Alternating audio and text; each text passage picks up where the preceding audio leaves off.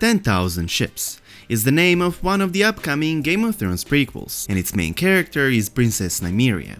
Set 1000 years before the events of Game of Thrones, the series tells the story of warrior Queen Nymeria of Rhoynar, who led the Rhoynar refugees from Essos to Dorne, following their defeat by Valyrians and their 300 dragons. She is an ancestor of House Martell and House Dane, and is seen as the founder of Dorne, as a unified realm under Martell rule. Through the marriage of Mirya Martell to King Daeron II, Nymeria is also an ancestor of House Targaryen. After the Rhoyne was conquered by the Valyrian freehold, Nymeria led the Rhoynar to Dorne, where she took Lord Morx Martell of Sandship as her husband. After years of war and conquest, House Nymeria Martell established supremacy over Dorne, with Nymeria ruling for well over 2 decades as the Princess of Dorne. Through Nymeria's rule, the Dornish adopted many Rhoynish customs and laws that remain to this day. Princess Nymeria was said to be beautiful. Described by Maester Yandel as strong-willed and indomitable, Princess Nymeria was said to have cunning, skill and wisdom. Although Nymeria is remembered as a warrior queen, and in songs is said to have been a witch, neither statement is true. Nymeria is remembered as a warrior queen, although she actually was not a warrior herself, in a sense of carrying and wielding weapons. She was considered a warrior for being a cunning military strategist and commander of armies, comparable to how in his later years Tywin Lannister was considered a dangerous war leader, without actually wielding his own sword anymore.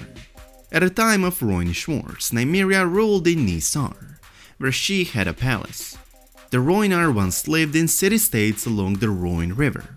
About 1,000 years ago, perhaps 700 years before the Targaryen conquest, the Rhoynar were on the verge of being conquered by the expanding power of the Valyrian freehold and its dragons. During the Second Spice War, Prince Garyn united the Rhoynar nobility in a grand alliance against the Valyrian freehold. Only Princess Nymeria spoke against him, warning the other princes that they could not win the war. However, other princes shouted her down and joined their strength to Prince Garyn, and even Nymeria's own warriors were eager to join his cause. Despite her own reluctance, Nymeria found herself forced to join the Great Alliance. The war began 1,000 years ago, when 3 dragon lords from Valyrian freehold joined Volantis in destroying the Rhoynish port Sarhoy on the Summer Sea. The Rhoynar responded by uniting under Prince Garyn, the wonder of the Rhoyne who temporarily made Valyria tremble. Garyn led a Rhoynish army of 250,000, which conquered Selhoris, Valizar and Volontheris, where they defeated 3 dragons, with Rhoynish water wizards. The alarmed Volantines sought help from Valyria itself, and the Dragonlord's response sealed the fate of the Rhoynar. Despite Prince Garyn's initial success against the Freehold, the Valyrians responded by sending 300 dragons against the Rhoynar. Garyn's host was shattered, and the prince was captured. Upriver at Rhoynar, Princess Nymeria learned of Garyn's defeat and the enslavement of her people, and she knew that her city awaited the same fate. In response, she gathered every ship that remained upon the Rhoyne, and filled them with as many women and children as they could carry. Most of the men had perished alongside Garyn's host. Rhoynar women were trained to fight as much as Rhoynar men, so Nymeria's army was still a great force. While legends often claim that Nymeria commanded a fleet of 10,000 ships, Beldekar argues in his history of the Rhoynish wars that the number was inflated, perhaps by tenfold, while other chroniclers offer other numbers. In truth, no count was ever made. Maester Yandel agrees that Nymeria led a great many ships, mostly rivercraft, skiffs, poleboats, trading galleys, fishing boats, rafts and pleasure barges, crammed with women, children and old men. Only 1 in 10 was seaworthy, Beldekar insists. Nymeria led her ragged fleet down the Rhoyne, past ruined towns and fields of corpses. To avoid Volantis and the Dragonlords, Nymeria chose an older channel and emerged into the Summer Sea, where the city of Sarhoy once stood. The following voyage was long and terrible, and more than 100 ships sank in the first storm they encountered. as many or more were taken by fear and turned back, only to be captured by slavers south of Atlantis. Others fell behind or drifted away and were never seen again. Nymeria's fleet first limped to the Basilisk Isles, where they paused to take on fresh water and provisions, only to be descended upon by local pirate kings. The corsairs allowed the Rhoynar to settle on the Isle of Toads in exchange for their ships and 30 virgins each year, for each king as tribute, although Nymeria refused. She took her fleet to sea again, hoping to find refuge on Sothorius. Nymeria settled at Zamitar, while others settled at Yin, or founded new towns. However, the Rhoynar did not thrive, succumbing to disease, the dangers of the jungles, attacks from slavers, and the native population. After 2 new towns were sacked by slavers, and the Rhoynar settled in Yin vanished, Nymeria summoned her people back to their ships, and they set sail once again. Nymeria's fleet wandered the southern seas for 3 years. The Rhoynar attempted to settle in Noth, where they were welcomed by its peaceful people, but they were soon driven off by disease. In the Summer Isles, the Rhoynar settled on the uninhabited so-called Isle of Women for more than 2 years.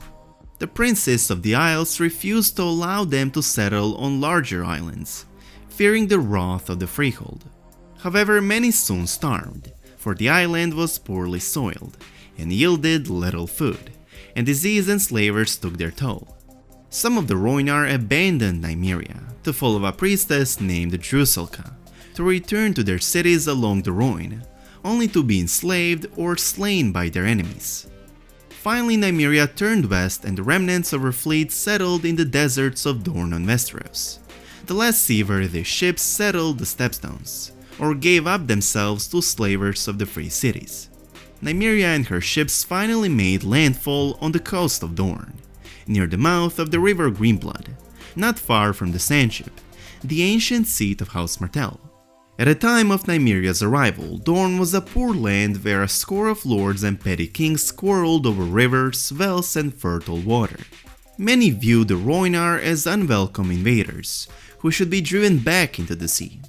However, Lord Martell of the Sandship saw an opportunity in the Rhoynar, and singers claim that Lord Martell also lost his heart to a beautiful princess.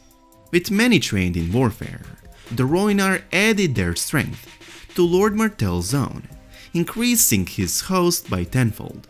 Morse married Nymeria, and hundreds of his knights, squires, and bannermen wed Rhoynish women, uniting the two people by blood. The Rhoynar also brought considerable wealth with them, and their artisans and armorers' skills were more far advanced than those of their Westerosi counterparts. To celebrate these unions and to ensure that her people could not retreat to the sea again, Nymeria burned her fleet, declaring her wanderings to be at an end, although some of her people mourned the loss of their ships. Nymeria named her husband the Prince of Dorne, declaring his dominion over all of Dorne. However, such supremacy was not an easy feat, and years of war followed, called Nymeria's War. The Rhoynar and the Martells subdued one petty king after another, and no fewer than 6 kings were sent to the wall to join the Night's Watch by Nymeria and her husband. Soon only King Yorick V Ironwood remained, the greatest of the Dornish kings. Nymeria and the Martells battled against Ironwood and his bannermen for 9 years. When her husband fell to Ironwood's sword in the Third Battle of the Boneway, Nymeria assumed sole command of the Martell armies.